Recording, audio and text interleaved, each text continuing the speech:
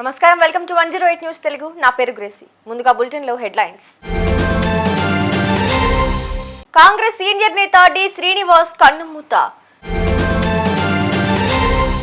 భారీ వర్షాలతో ఢిల్లీ అతలాకుతలం. విద్యుత్ సరఫరా నిలిపివేతతో జనజీవనం అస్తవ్యస్తం. బాసర సరస్వతి ఆలయంలో తనిఖీలు. ప్రసాదాల విక్రయాల్లో అక్రమాలు. ఏపీలో 3 రోజుల పాటు భారీ వర్షాలు. హోంమంత్రి అనిత అధికారులతో సమీక్ష. యూజీసీ నెట్ ఎగ్జామ్ కు కొత్త షెడ్యూల్ విడుదల. ఇకపై కంప్యూటర్ విధానంలో పరీక్ష నిర్వహణ. కాంగ్రెస్ సీనియర్ నేత, రాజ్యసభ మాజీ సభ్యుడు ధర్మపురి శ్రీనివాస్ కన్నుమూశారు. గతంలో కొంతకాలంగా అనారోగ్యంతో బాధపడుతున్న ఆయన శనివారం తెల్లవారుజామున 3 గంటలకు హైదరాబాద్లోని తన నివాసంలో గుండెపోటుతో తుది శ్వాస విడిచినట్లు కుటుంబ సభ్యులు తెలిపారు. నిజామాబాద్ జిల్లాకు చెందిన డిఎస్ కాంగ్రెస్ పార్టీలో పీసీసీ అధ్యక్షుడిగా, మంత్రిగా సేవలందించారు. రాష్ట్ర విభజన తరువాత 2015లో బీఆర్ఎస్ లో చేరి రాజ్యసభ సభ్యుడిగా ఎన్నికయ్యారు. ఆ తరువాత మళ్లీ కాంగ్రెస్ లో చేరారు. డిఎస్ కు 2 కుమారులు కాగా పెద్ద కుమారుడు ధర్మపురి అరవింద్ ప్రస్తుతం బీజేపీ తరపున నిజామాబాద్ ఎంపీగా ఉన్నారు. పెద్ద కుమారుడు సంజయ్ గతంలో నిజామాబాద్ మేయర్ గా పనిచేశారు. మొన్నటిదాకా నీటి కొరతతో అల్లాడిన దేశ రాజధాని ఢిల్లీ నేడు భారీ వర్షాలతో అతలకుతలమవుతోంది. రికార్డు స్థాయిలో వర్షపాతంతో దేశ రాజధాని ప్రాంతం మోకాలు లోతు నీటిలో మునిగిపోయింది. రోడ్లపైన భారీగా వరద నీరు చేరడంతో ఎక్కడికక్కడ భారీగా ట్రాఫిక్ జామ్ అయింది. విద్యుత్ సరఫరా నిలిపివేతతో జనజీవనం అస్తవ్యస్తంగా మారింది. సఫ్దర్ జంగ్ లో గురువారం ఉదయం 8:30 నుంచి 24 గంటల వ్యవధిలో 22.81 సెంటీమీటర్ల వర్షం కురిసింది. Ashoka road, Firoz Shah road, Connaught place లో పలు రహదారులు జలమయం కాగా కొన్ని అండర్ పాస్లను మూసివేశారు. నిర్మల్ జిల్లా బాసర సరస్వతి అమ్మవారి ఆలయంలో ప్రసాదాల విక్రయాల్లో అక్రమాలు మరోసారి బట్టబయలయ్యాయి. అధికారులు ప్రసాదాల విక్రయ కేంద్రం వద్ద శుక్రవారం తనిఖీలు చేపట్టారు. తయారీ కేంద్రం నుంచి ఆటోలో ప్రసాదాలను విక్రయ కేంద్రాలకు తీసుకెళ్తున్న సమయంలో లెక్కించగా లెక్క తప్పినట్లు గుర్తించారు. ఒక్కో డబ్బాలో 100 ప్రసాదాలు ఉన్నట్లు రికార్డుల్లో ఉండగా డబ్బాలో మాత్రం 150 నుంచి 170 వరకు ఉన్నట్లు తనిఖీల్లో తేలింది. భక్తులకు విక్రయించిన టికెట్లు చించకుండా వాటిని తిరిగి విక్రయిస్తూ ఆలయ సిబ్బంది చేతివాటం ప్రదర్శించారు.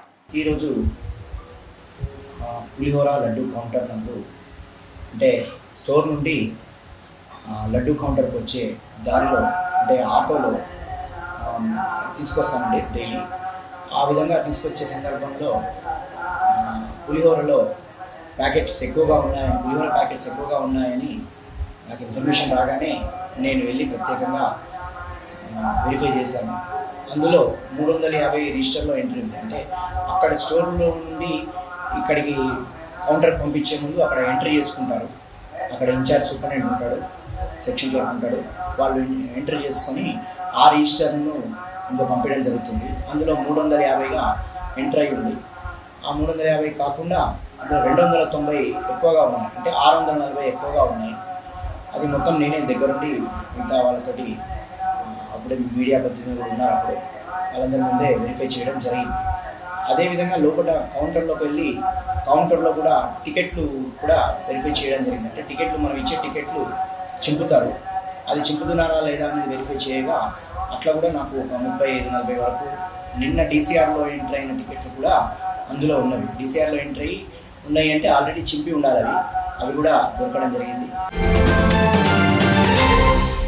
ఆంధ్రప్రదేశ్లో అల్పపీడన ద్రోణి ప్రభావంతో 3 రోజుల పాటు భారీ వర్షాలు కురుస్తాయని భారత వాతావరణ శాఖ హెచ్చరించింది.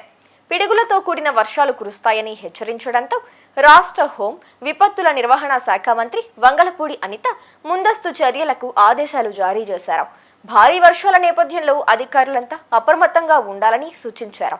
విజయవాడలోని రాష్ట్ర విపత్తుల నిర్వహణ సంస్థ కార్యాలయంలో అధిక వర్షాల ప్రభావిత జిల్లాల కలెక్టర్లు, డిఆర్ఓలతో ఆమె వీడియో కాన్ఫరెన్స్ నిర్వహించారు. ఉరుములతో కూడిన వర్షం పడేటప్పుడు ప్రజలు అప్రమత్తంగా ఉండాలన్నారు. ద్రోణి వలన జరుగుతున్న ఈ కురుస్తున్న వర్షాల గురించి ఒకసారి రివ్యూ చేయడం జరిగింది. ఎస్పెషల్లీ అల్లూరు జిల్లాతో పాటు ఈస్ట్, వెస్ట్, అదేవిధంగా శ్రీకాకుళం, విజయనగరం అంతా డిఆర్ఓస్, డిపిఎంస్ తో కలిపి ఈరోజు ఆఫీస్ లో కూర్చొని వీడియో కాన్ఫరెన్స్ పెట్టడం జరిగింది. ఎస్పెషల్లీ ఈ రోజు అల్లూరు జిల్లా నుంచి కలెక్టర్ గారు కూడా అటెండ్ అవ్వడం జరిగింది.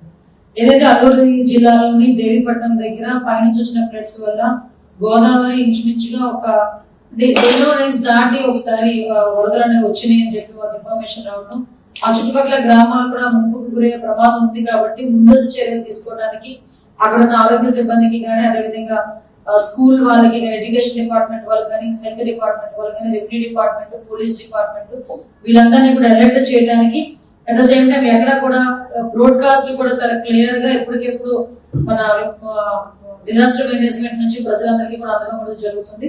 ఎక్కడ కూడా ఏ ఇబ్బంది లేకుండా చూసుకోవాల్సిన బాధ్యత తీసుకోవాలని 6 జిల్లాల తాలూకా డిఆర్ఓస్ కి, డిపిఎంస్ కి కూడా ఇన్స్ట్రక్షన్స్ ఇవ్వడం జరిగింది. ఎక్కడైనా ఏదైనా ఇన్ఫర్మేషన్ వచ్చినా, ఎక్కడైనా ఏదైనా విపత్తు కలిగినా ఎస్పెషల్లీ వాళ్ళందరికీ కూడా ఒక టోల్ ఫ్రీ నెంబర్ కూడా శ్రీకాకుళం జిల్లా, అల్లూరు జిల్లా నుంచి ఒక టోల్ ఫ్రీ నెంబర్ కూడా ఇవ్వడం జరిగింది. ఎవరికైనా ఏమైనా ఇబ్బంది కలిగినా, లేకపోతే వరదలు వచ్చి ఎవరైనా ఇబ్బందులు గురైనా డెఫినెట్ గా టోల్ ఫ్రీ నెంబర్ కి కనుక కాంటాక్ట్ చేస్తే గవర్నమెంట్ దగ్గర నుంచి వచ్చే సహాయ సహకారాలు అందరికీ అందుతాయని మీ అందరికీ కూడా తెలియజేసుకుంటూ, కేంద్ర విద్యాశాఖ రద్దు చేసిన యూజీసీ నెట్ ఎగ్జామ్ కు కొత్త షెడ్యూల్ వెలువడింది. ఆగస్టు 21 నుంచి సెప్టెంబర్ 4, 2024 మధ్య పరీక్షను నిర్వహించనున్నట్లు నేషనల్ టెస్టింగ్ ఏజెన్సీ ప్రకటించింది. ఈ మేరకు ప్రకటన విడుదల చేసింది. ఇప్పటి వరకు పెన్ను, పేపర్ విధానంలో జరిగిన యూజీసీ నెట్ ఎగ్జామ్ ను ఇకపై కంప్యూటర్ ఆధారిత పరీక్ష విధానంలో నిర్వహించాలని నేషనల్ టెస్టింగ్ ఏజెన్సీ నిర్ణయించింది. ఇక all India AYUSH postgraduate entrance test 2024 schedule ప్రకారం జూలై 6న నిర్వహించనున్నట్లు ధృవీకరించింది. మరోవైపు సిఎస్ఐఆర్ నెట్ పరీక్ష జూలై 25 నుంచి 27 మధ్య జరగనుంది. చూసారుగా, ఇవి ఇవాల్టి బులెటిన్ అప్డేట్స్. మరో బులెటిన్ తో మళ్ళీ ముందుకు వస్తాను. అంతవరకు కీప్ వాచింగ్ 108 న్యూస్ తెలుగు.